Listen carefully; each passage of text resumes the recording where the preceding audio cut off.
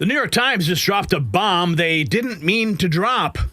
Those controversial pardons Biden issued on his way out, Fauci, Milley, the J6 committee, he never even signed them. An Autopen did at 10:30 p.m., directed by his chief of staff. While Biden slept. Every signature identical, every document rubber stamped by unelected staff members. Trump calls it the biggest scandal in 100 years. Legal after saying these pardons might be completely void, no protection, no immunity, nothing.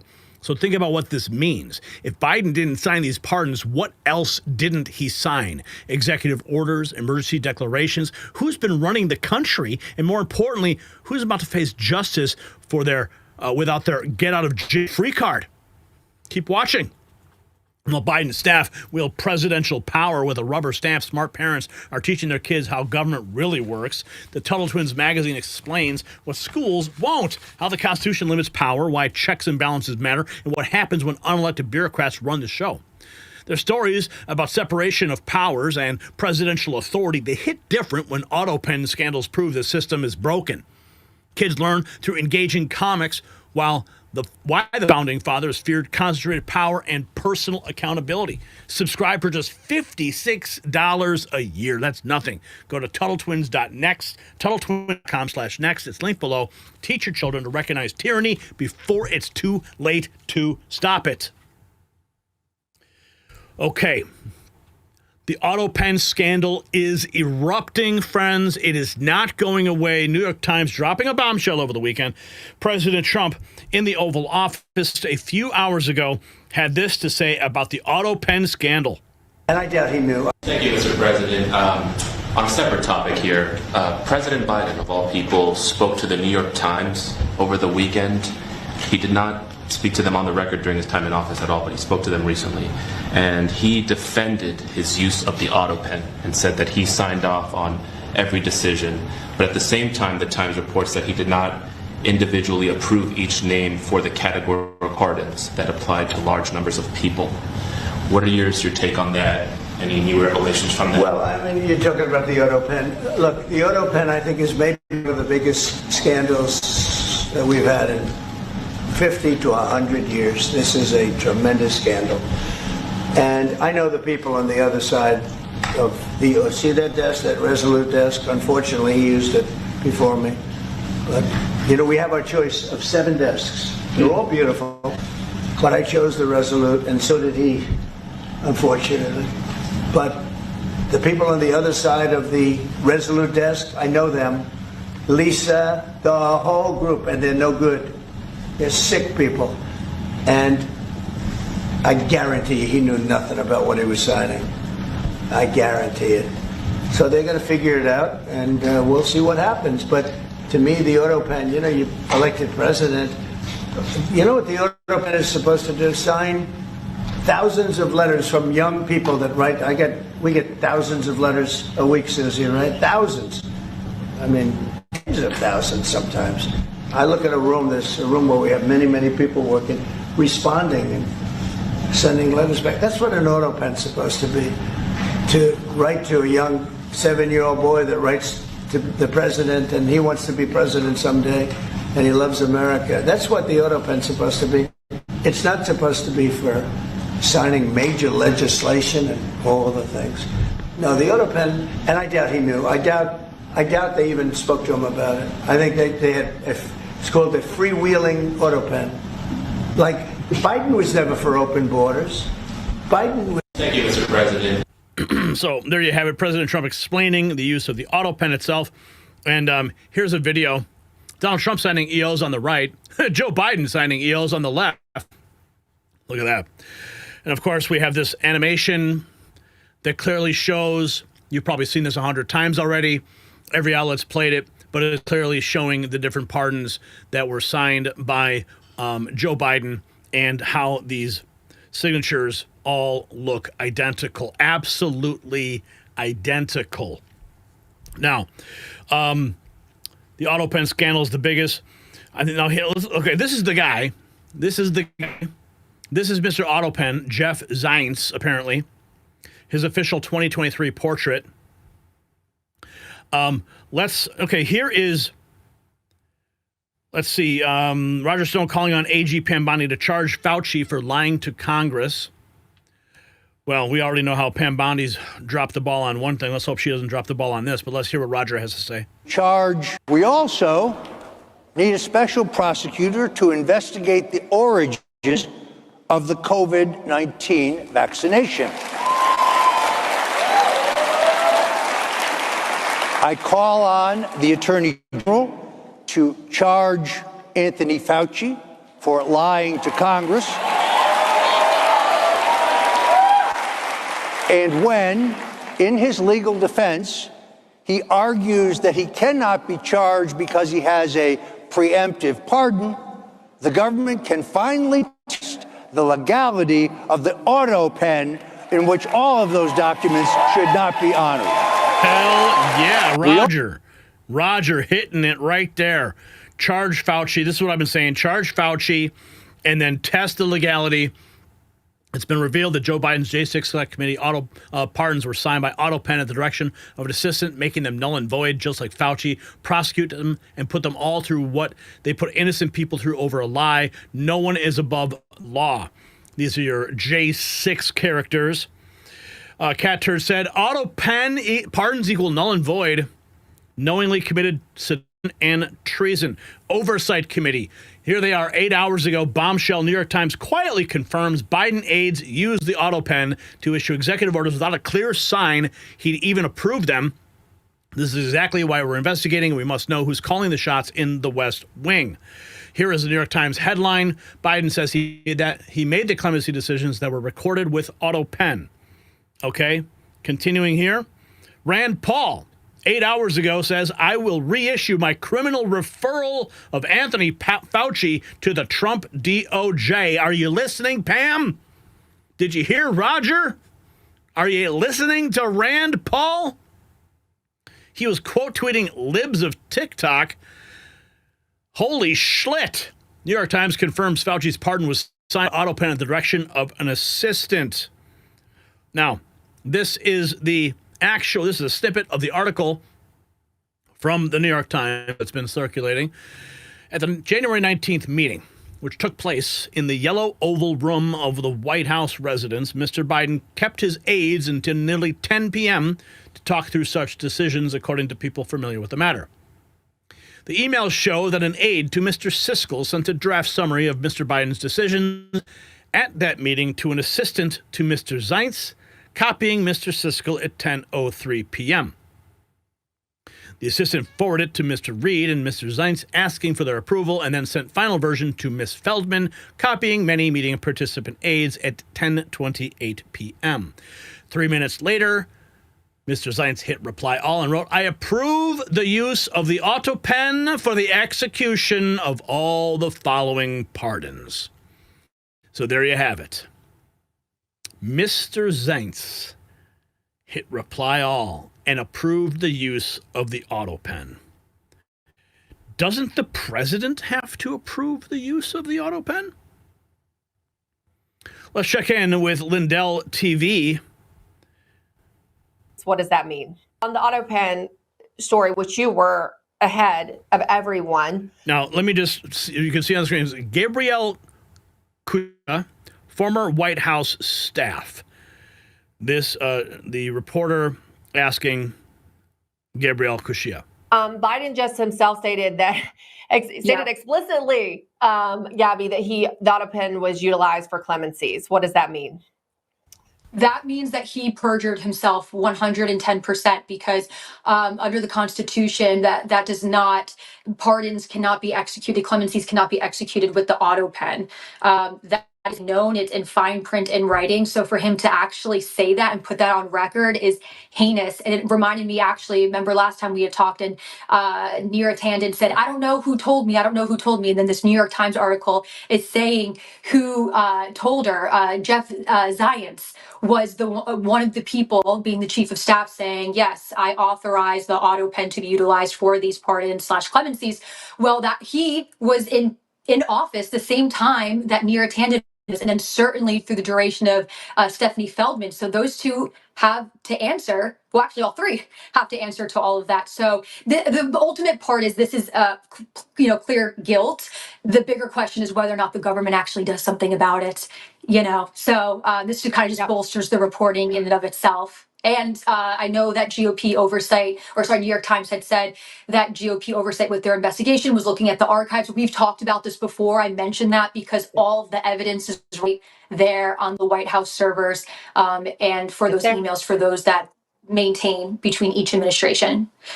So it's all right there. Information. We'll break down the legal implications of this later in the week with an attorney who's well versed in that. Thank you so much, Gabrielle Cuchillo, for the important insight. Okay. Yes, there's a constitutional reason. MJ Truth Ultra, one of my great follows. There is a constitutional reason why Donald Trump signs everything by hand. Donald Trump has never used an Autopen for EOs or legislation. Everything signed off on will come into question. Okay, let's take a look at the Constitution that they bring to light here. Article 1, Section 7 outlines the legislative process, stating that a bill becomes law if the president approves it, and he shall sign it if he does, or return it with objections or veto. If he doesn't, the phrase shall sign it is the key. Does this imply a personal or physical act? Article 2, Section 1, the president's executive power is vested in him. This suggests that certain acts, like approving laws, are his alone to perform, raising questions about delegating that act to a machine. The Constitution assumes the president's conscience individual assent into law. An Autopen, even if authorized, is a mechanical proxy. Some argue it's akin to delegating the decision itself, which the president cannot legally do. The framers envisioned a hands-on executive role. In 1787, signing meant pen to paper by the person in question. No machines exist to complicate this. An Autopen might clash with that original understanding. Legal authority. A signature traditionally proves intent and identity. If a machine replicates it, could someone later challenge the law's validity by claiming the president didn't truly sign it, like Trump is doing now? Precedent concerns. If Autopens are okay, what's next? Digital signatures, AIDS signing, or AI approvals, right? There is a constitutional crisis at hand. Libs of TikTok throws this back 19 hours ago. She posts a flashback. General Mark Milley said he would give China a heads up if the U.S. planning to attack, and had secret calls with China behind Trump's back, calling it treason. The New York Times just confirmed his preemptive pardon was approved by a White House assistant and signed by an Autopen. Here we have again Mr. Zients, Mr. Autopen. Continuing through our investigation, and it's bad. Oh, this is it. Okay. All right. We posted this May 19th. All right. That's how long this whole scandal has been going on. I mean, the scandal's really been going on since Biden was in office and he stole the 2020 election. But check this out. This is O'Keefe Media Group. Man, James O'Keefe, God bless him, the work he does and his team. Hidden camera video catches SBA Mr. Tyler Robinson admitting White House Chief of Staff Zients controls Biden's Autopen, meaning staff, not the president. Rubber stamp pardons and orders. Constitutional crisis by mechanical arm. Think about that. So this was posted on May 19th by us. It was an investigation by O'Keefe Media Group, and now New York Times coming out and proving it was Zients himself. Check this out. More powerful than Kamala. I mean, by getting Jeff's sign off, you're getting the president to sign off. Oh, this Jeff guy's powerful. Yeah. Realistically, they are, people call him like the second most powerful person in Washington. Let's go ahead and give Jeff Zients a call. I'm actually going to have my colleague do it from a different phone number. Here we go. Let's call Jeff Zients. Hello. Hi, is this Jeff? It is. Hey, Jeff, this is I'm a journalist with O'Keefe Media Group. I want to get your comment on a story we're going to be running with the White House. If you had a few moments, if you don't mind. What's the story? He runs the White House. He runs the White House. Like, he's responsible for everybody that works there. He helps set the president's agenda. Like, controls what gets said, all that stuff. Is Jeff more powerful than Harris? In some ways, yes. In some ways, no. And is Jeff more powerful than Kamala? Like, not legally, but. So I have a subject in your branch of government, and he's talking about how, quote, you're the most powerful person at the White House compared to the vice president. Are you more powerful than the VP? I'm not interested in this story. Thank you. Sir, I'd like your comment on that. The American people would like to know. Comment. Who would you say is the most powerful person at the White House? Jeff. Jeff? Yeah. Jeff is the most powerful person at the White House. Other than like the president. No. So all buck stops, like all roads lead to Jeff. Jeff and the president. Yeah. Sir, Thank you. sir, No comment. Sorry. sir, can you answer the question? The American people are interested. Are you, this is a source that I'm not going to reveal, are you the more powerful than the president? Why is he so stealth? This is kind of a role. Because that gives him more power. Yeah. More like ability to do things, get things done. Yeah. He says this. He says, who's the most powerful? Oh, he hung up. It's White House Chief of Staff. What an intrepid undercover citizen journalist. What an intrepid person. I know you're listening. I can't say what your name is. But great work once again. Citizen journalists, American swipers meeting with people in Washington, D.C. And now, New York Times dropping the bombshell, and it's closing in. We got criminal referrals going back for Fauci. Oh, here we have more. Here's RNC Research 7 hours ago. This is CNN.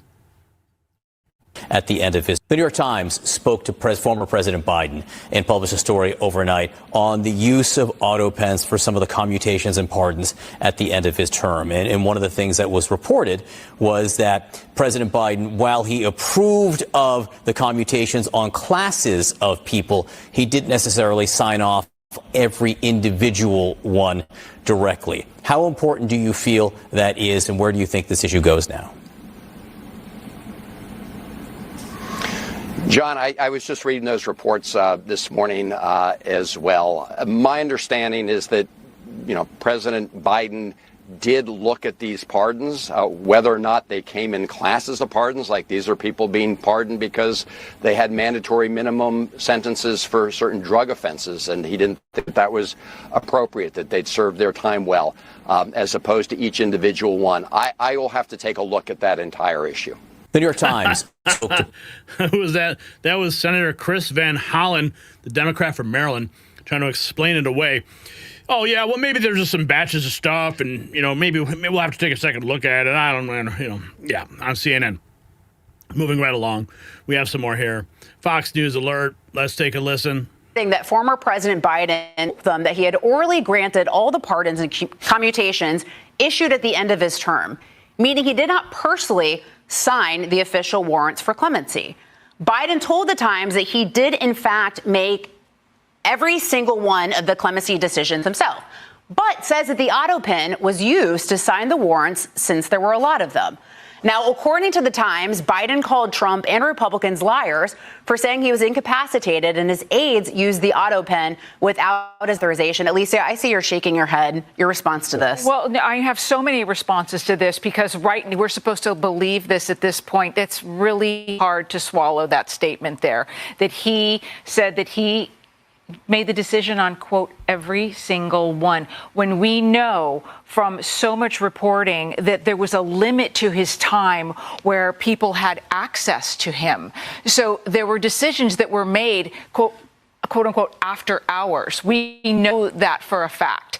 And so to say that it was every single one, I'm going to have to see the receipts on this one because, and this is the question before Congress right now. They're trying to figure it out. That's why we have a line of aides and staffers coming up to testify. Who knows what we'll find out, but it's an interesting statement. David can barely sit in his chair.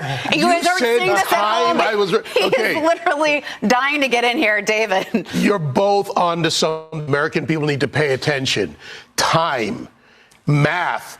How many commutations and pardons in one day, and what hours would it take for him to do this individually? It strains incredulity. Remember Hillary Clinton said willing suspension of disbelief? Just do the math on what it would take for him to do that. I think we did the math on this.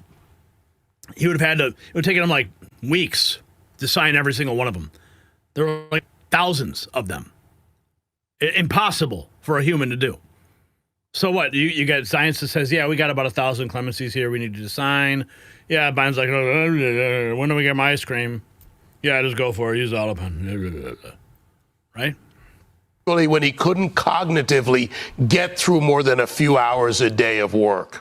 You know, why weigh in on this now? I mean, isn't this just adding fuel to the fire? Exactly what was going through my mind, Lisa, because these individuals, look, Ron Klain, others are expected to go up and be deposed on Capitol Hill. And, you know, he is not doing them any favors. I mean, look, we watched the former president fight with the short stairs on airplanes, stages at, you know, across the country, fighting with teleprompters. It was all very evident in front of us, and now he's choosing to fight with the Autopen because he doesn't like it. But notice something he said there. Yeah. His exact words matter. It's very lawyer-like and Clinton-like. I orally did this. This is why, watch very carefully, because I've seen this play from the Clintons, from others. They come out and they make a very clear lawyer but somewhat ambiguous statement that you really can't challenge and prove. Orally is a key word. By the way, as the journalist in me, so it's worth noting that the interview, we're told, from the New York Times was only about 10 minutes. Mm-hmm. Didn't want to expose himself too long because, you know, surely the New York Times is wanting to know, too, like, OK, if we sit with him for 30 minutes, 40 minutes, will this become confusing for him? Will he exhibit some of that mental acuity decline? But apparently, this interview with the New York Times is only about 10 minutes, we're told. It's a tightly controlled dodge. Well, where's this heading, Alicia? Well, I think it's heading to I don't recall. This is a setup for his aides once they get in there before the committees and they start answering questions when they say, oh, so what about this act of clemency here? Do you recall him orally telling you? It's very easy for them to say, to be able to, relieve themselves of any sort of commitment to the truth by saying, I don't recall. Remember? Yeah, well, that's why we need to win these midterms. That's why what's happening with this Epstein file, if it completely destroys any credibility in this administration and we lose the midterms, all these investigations go away. That's why this is so important. We need to have justice. Justice for all the people that were affected by Dr. Fauci, by the treasonous actions of Mark Milley, the J6 committee, all of them. So this is not going away anytime soon. And this New York Times story is only the tip of the iceberg. We're going to keep following this. If you got value from this report, tap subscribe. It's time for my final thought. So this changes everything. We're not talking about some minor paperwork issue. We're talking about the fundamental question of who's been running America. If Jeff Zients can order presidential pardons with a machine at 10:30 at night, like he's calling in for Uber Eats, if Biden can claim he orally granted clemency like he's some medieval king, then we don't have a constitutional republic. We have a puppet show. And here is the kicker. Every lawyer worth their salt knows these pardons are legally questionable at best, completely void at worst. Roger Stone's already calling for Fauci's arrest. Rand Paul's reissuing criminal referrals. The J6 committee members who thought they were protected, well, they're not. Milley, who admitted to colluding with China, his pardon might be worthless paper. The Autopen didn't just sign documents, it signed the regime's death warrant. So here's my question. Do you believe that Biden even knew about these pardons before they were issued? Yes or no? Drop your answer below and grab your next news gear and support real journalism. Check out our President Autopen t-shirt at shop.nextnewsnetwork.com. I think you're really going to like it. So you can trigger a liberal today with that one, or even our Alligator Alcatraz shirt. Yeah, people loving that one too. So check it out. Trigger liberal today at shop.nextnewsnetwork.com.